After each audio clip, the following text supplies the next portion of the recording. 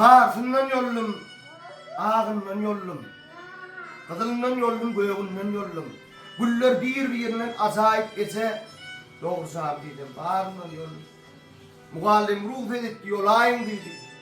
Ağlancı gülün alayım dedi. Geçen de kovsurum şu güller bağlalım, yetmedi yine de geleyim dedi.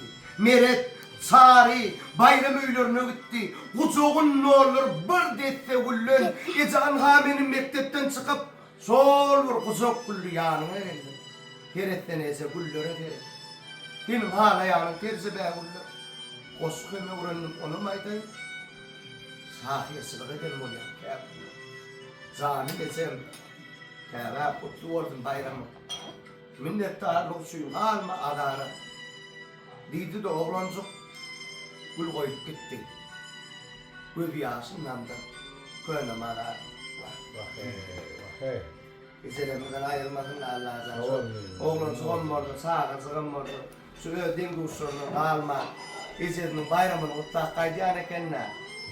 Görüyor musun? Geze yar kovda atma mı? Halip ha?